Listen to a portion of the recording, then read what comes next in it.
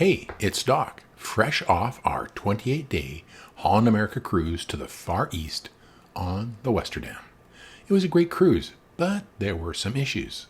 So I'm going to tell you all about it. The good, the bad, and the unexpected. Let's get started.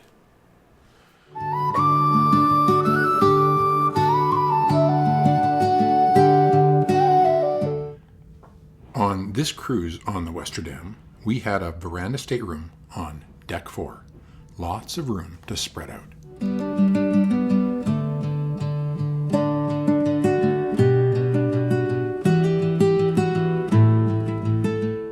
The Westerdam is one of Holland America's Vista-class ships, holding around 1,900 guests.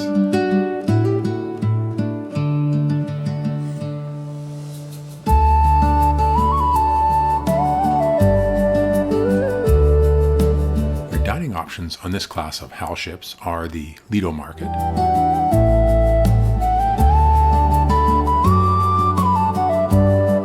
the main dining room, the Canaletto, and the Pinnacle Grill.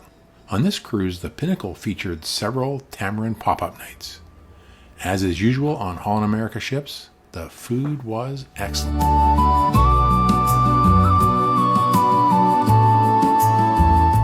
Our cruise started in Singapore and 28 days later ended in Tokyo, Japan. From Singapore, we headed for Thailand, stopping at Koh Samui and then Lam Chabang. This is the port closest to Bangkok.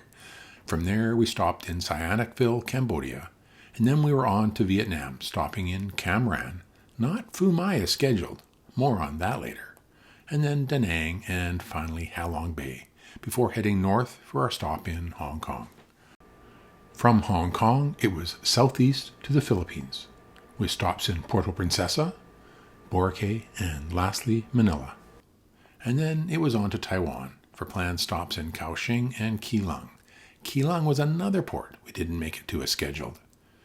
After Taiwan, we headed north for Japan, stopping in Ishigaki, Naha on Okinawa, and then Osaka, before we finished our cruise in Yokohama. At the beginning of the cruise, I had some serious problems trying to log into both the Navigator app and the ship's Wi-Fi. Here's a video I made about this.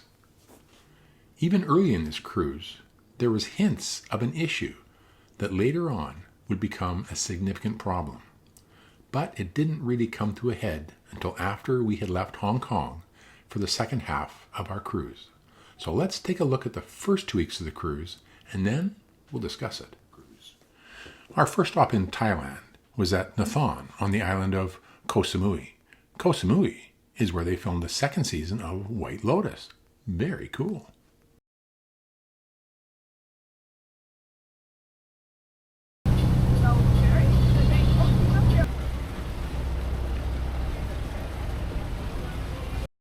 After running the gauntlet of aggressive guides at the end of the pier, we grabbed a Grab, that's their Uber equivalent, and went to a beautiful beach about 20 minutes away.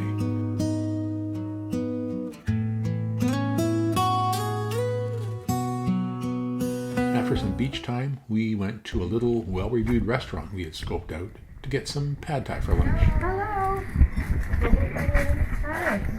Very delicious, and it doesn't get much more authentic than this place.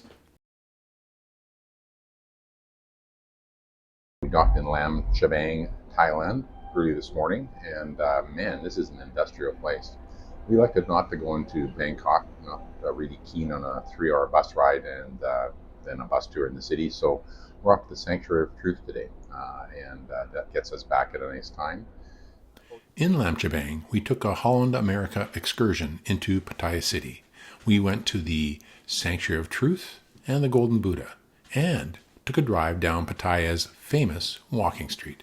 Let's look at that stylish helmet, Stevie. The Sanctuary of Truth is not as old as it looks, as the construction, which is ongoing, was started in 1981. It is the world's largest wooden castle and is definitely worth a visit. Very, very impressive. Our next stop was at the Big Buddha Temple to see the 60-foot tall Golden Buddha. Very impressive.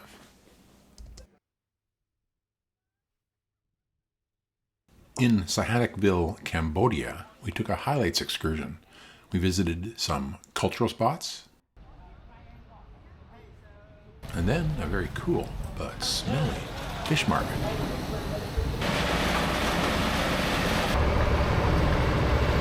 And a very crowded downtown market.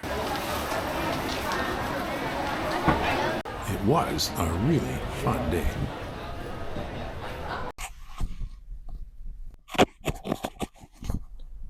Well, surprise announcement at lunch today. We are currently at sea. Our itinerary has us docking in Phu Mai tomorrow for an overnight stay, Phu Mai being the gateway to Ho Chi Minh City or Saigon. But the Vietnamese government, in its wisdom, gave our berth away to a container ship. Wonderful little money changed hands there. So we no longer get to stop in Phu Mai. And our private tour we had booked from the port to Saigon to see a bunch of highlights is not going to happen, unfortunately. So the ship is now going to Cam Ranh, which is a fairly new port. First time Holland America will have stopped there. Now, the cruise port is actually on a military base, so we have to take a shuttle into town to do anything. But we've actually booked a bike trip out of Nha Trang, which is about 35 miles away, I think they said. So we'll be taking a shuttle or a bus into there and then doing a bike tour through the countryside. So it sounds like a great time. But unfortunately, we don't get to go see Saigon. So I guess I'll have to wait for another trip.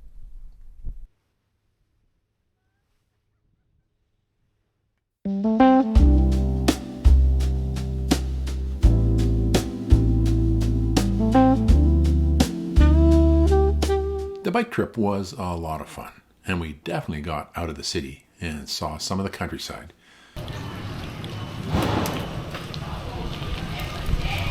Including some rice fields, some very bored cows, and a really neat wooden footbridge, which apparently needs to be rebuilt every time there's a bad storm and flooding on the river. After our bike ride, we visited a very cool Buddhist temple.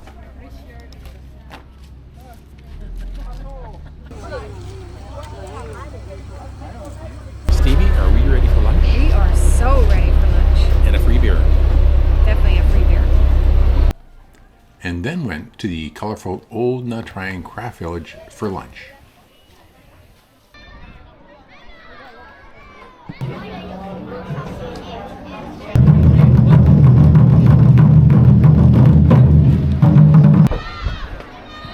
This was a very interesting, colorful, and crowded spot.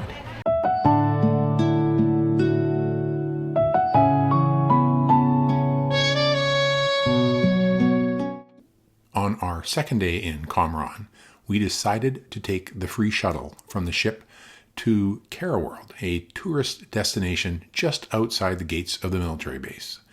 We had looked it up online to see what to expect, and there were just lots of vague promises of things that were opening soon.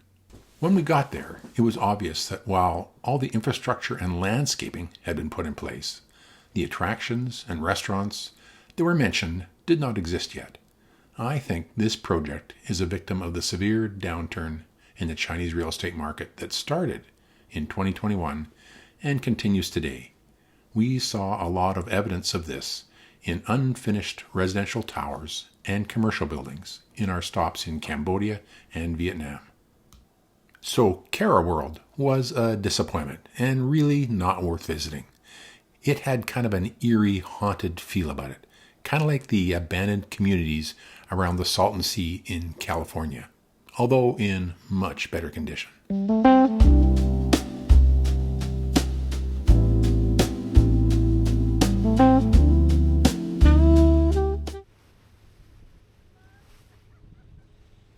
Our next port of call in Vietnam was Da Nang. We had booked a Holland America excursion to do a rickshaw ride in the downtown.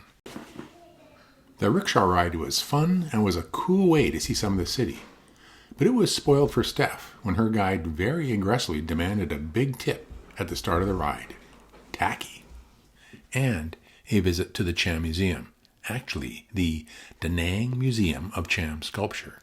This is one of the oldest museums in Vietnam and was built in 1915 by the French. After the museum, we went on an unexpected side trip to see the giant Lady Buddha on Monkey Mountain. Not only were there great views of Da Nang from here, but there were also monkeys.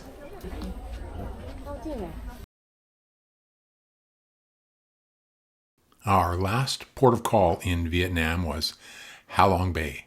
What amazing otherworldly views as we cruised into the city in the early morning mist.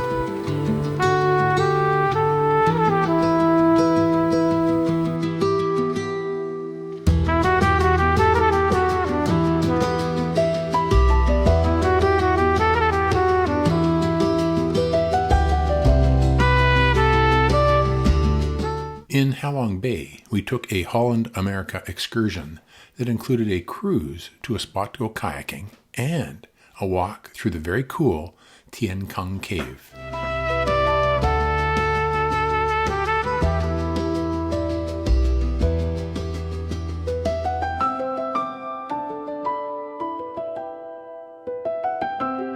The kayak spot was very cool, with a chance to kayak through a couple of caves, but unfortunately the tide was low, so we could only access one of the caves, and the kayaks were really uncomfortable.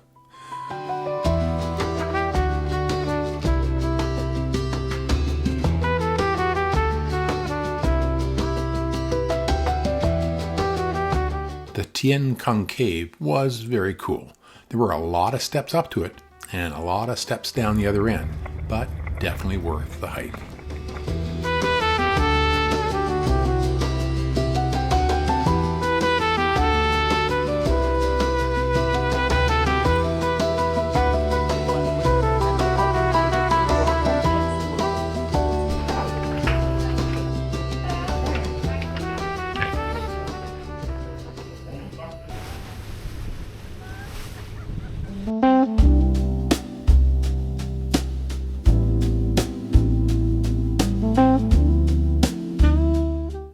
Our stop in Hong Kong marked the halfway point of our cruise, and we had a large turnover of over half the guests on the ship, as our cruise was a combination of two different TUI cruises. Hong Kong was a place I'd wanted to visit for a long time, and our stop there didn't disappoint. We took a highlights tour that included a ride up the funicular railroad to see the great views of Hong Kong Harbor, a ride on a sampan, and a trip to Stanley Market. What a great day. The funicular railway is a very popular Hong Kong attraction, and it was super crowded.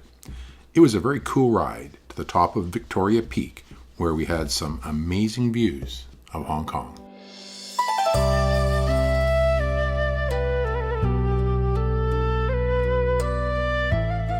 From the heights of Victoria Peak, we bussed down to Aberdeen Harbour for a scenic sampan ride. Lots of activity and boats in the harbour.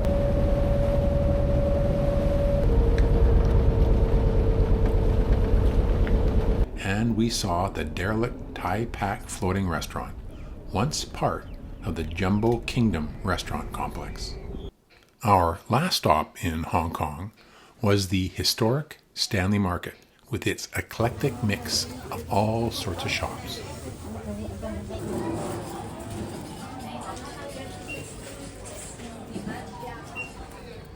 What a fun place to wander around in.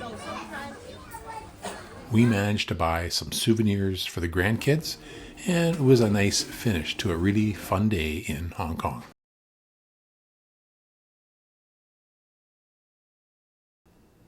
Okay. Let's talk about the big issue we had on this cruise. Very early on, in fact, within the first day or so, they ran out of a particular white wine that is my wife's go-to. We cruise Holland America a lot, and they have never run out of this wine, so that was surprising. And then a few days later, they ran out of a particular Cab Sauv that is one of my go-tos. Very disappointing. And then after Hong Kong, the problem became much worse. One after the other, different wines became unavailable as they were used up. And then they ran out of Holland America's Prosecco. That's crazy. And then they ran out of Lafroig. Now that's a crime against humanity. We spoke to one of the wine stewards in the restaurant, and he indicated that one of their containers hadn't made it to Hong Kong for them to load onto the ship. But still, this was pretty unacceptable. For this cruise, we had upgraded to the premium drink package, but with all these things becoming unavailable, we certainly weren't able to take advantage of it. And it just kept getting worse. They even ran out of Heineken beer. On the last night in the dining room was the final straw. We were informed that they had no more white or rosé wine left. Crazy. We are 4-star mariners, so we've done a number of Holland America cruises. In fact, we kind of exclusively cruise with Holland America. And we've never run into a situation like this before. We've had other cruises where maybe a particular wine has run out for a short period of time, but they've just substituted a higher quality wine for it. So a bit of a treat and not a problem. But this level of running out, we've just never run into. In our post-cruise surveys, we highlighted the problem we had with this and highlighted how unhappy we were and asked Holland America to contact us. But so far, nothing yet.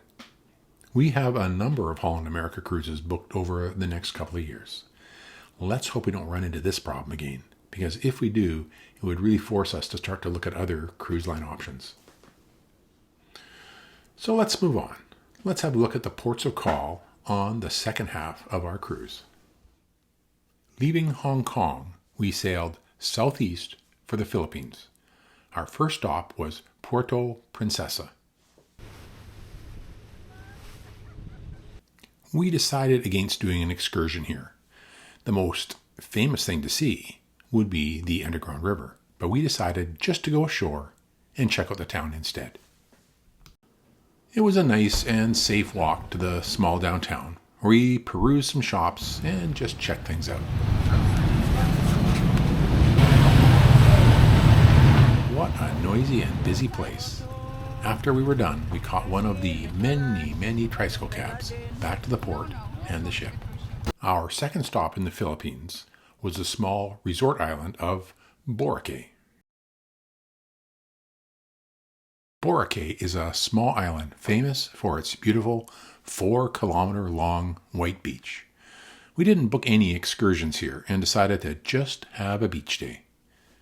It was a tendered port and the seas were quite rough, which made for an interesting trip to the pier. Once ashore, we caught one of the electric e-trike taxis to get to the middle of the beach. What a beautiful spot.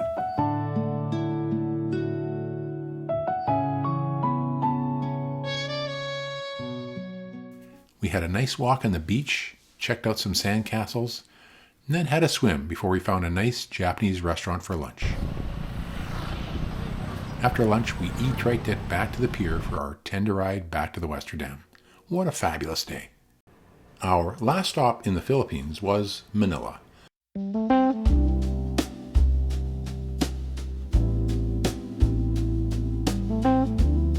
We took a tour called The Charms of Old Manila. We toured the historic and very interesting Fort Santiago,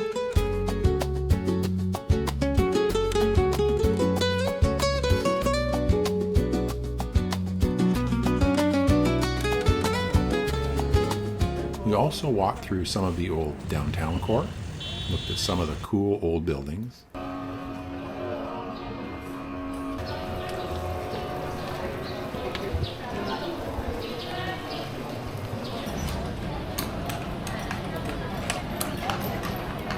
And then we toured San Agustin Church and its attached museum. The church is the oldest stone church in the Philippines, dating back to the early 1600s. It was beautiful.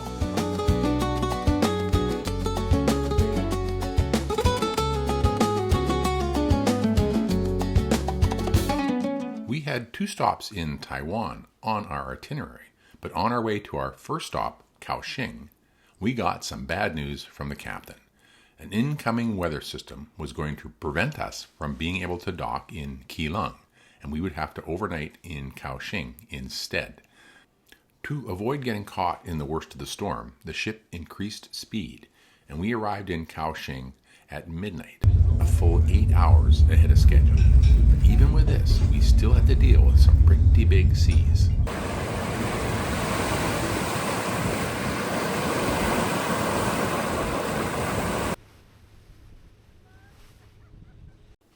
On our first day in port, we got on yet another bus to go on an excursion to see the Guangshan Buddha Museum. This is a very large, impressive, and beautiful complex.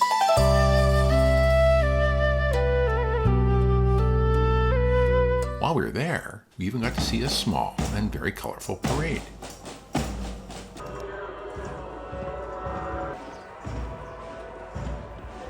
On our second day in Kaohsiung, we decided to just stay on board and watch the Super Bowl. I've seen more exciting games, but at least the result was the one I wanted, with the Seahawks winning their second Super Bowl.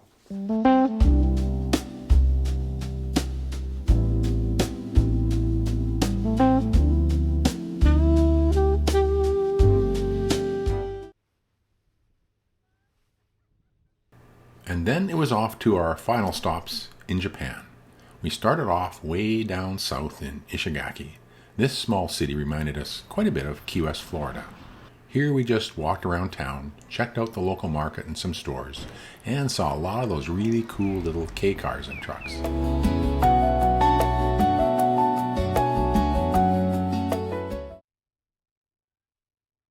Further north, we stopped in Naha on Okinawa and got on yet another bus for an excursion, but this time with an excellent German guide. Of course, there was an interesting story behind that. On this excursion, we started at the Okinawan Prefecture Peace Memorial Museum with its very somber memorial to the war dead. And then it was off to the amazing Shuri Castle, which is still being rebuilt after its latest fire.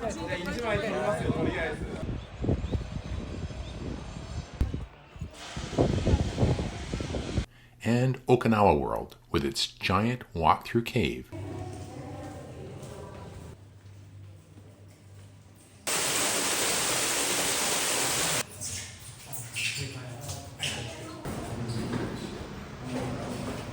And lots of other cool attractions.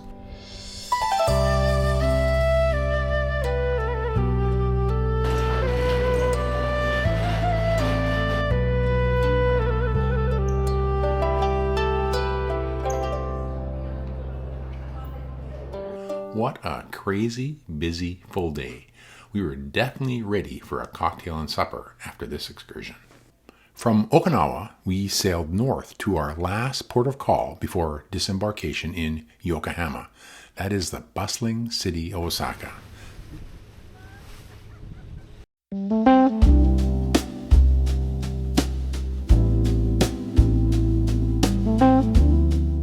This is one of the best ports of call we've ever had on any of the cruises we've been on. The ship docks right in the city, and there are a number of very cool things to do just a few minutes walk from the pier. We began our day in Osaka with a bus tour, of course, off to see the huge and remarkable Osaka Castle, and then on to the Shintanoji Shrine.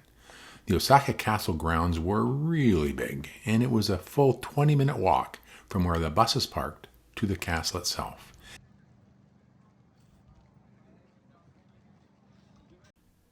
In the Osaka Castle walls, there are 5 massive stones, each over 100 tons. This one is the Octopus Stone. And we weren't the only ones wanting to see the castle that day, because the crowds were huge. Once inside the castle, we walked up many stairs to the viewing deck, which was filled with many people. But the view of Osaka was worth it. The Shintanoji Shrine was our last stop on the tour. It was a beautiful and serene place, and definitely worth a visit.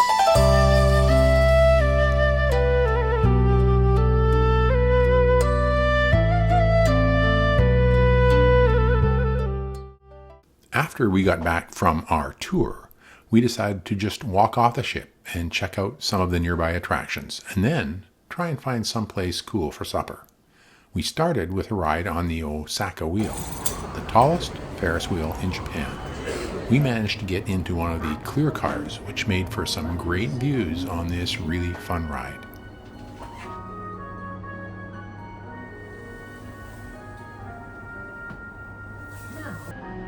Hey, Grandma. Hi. Are you feeling scared? No, I'm loving every second. So much fun. And it was even more spectacular at night. We then spent some time in the Osaka Aquarium Kaiyukan. This is one of the best aquariums I've ever been in.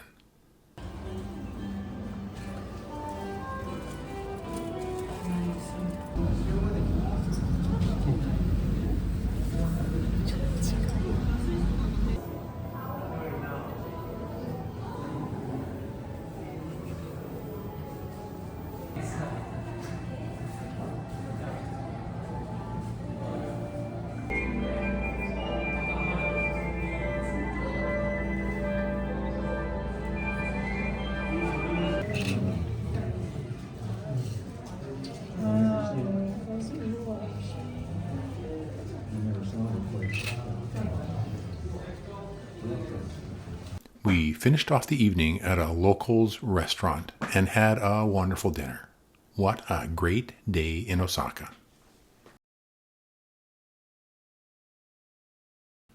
Well, all good things come to an end, and our 28-day cruise ended in Yokohama. After disembarkation, we caught a shuttle into Tokyo to spend a couple of days before we headed home. We did 2 walking tours in Tokyo, each with a different guide, and on both days we made heavy use of Tokyo's remarkable subway system. On our first walking tour, we visited a number of interesting cultural spots.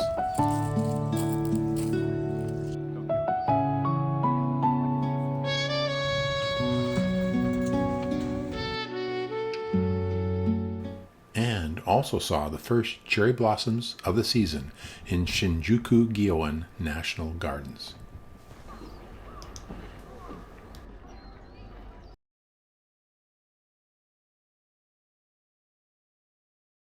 On our second day, we changed it up and visited a number of the shopping streets.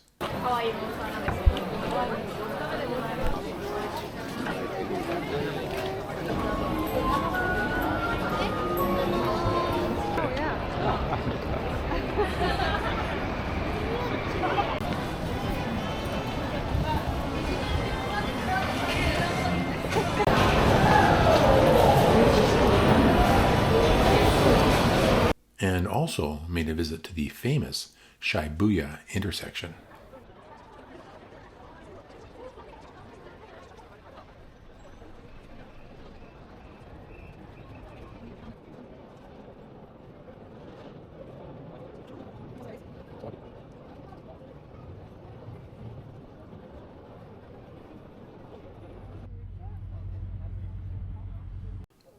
Even with the problem of the lack of availability of some wines and spirits, and even with the loss of 2 of our planned port stops, it was still an amazing cruise with remarkable ports of call. 7 new countries visited. But for us, the highlight of the whole cruise was Japan. What an amazing country. We are already booked to come back for a longer stay, followed by a repositioning cruise from Tokyo to Vancouver next spring. We can hardly wait. Anyways, thanks for watching, and we'll catch you next time.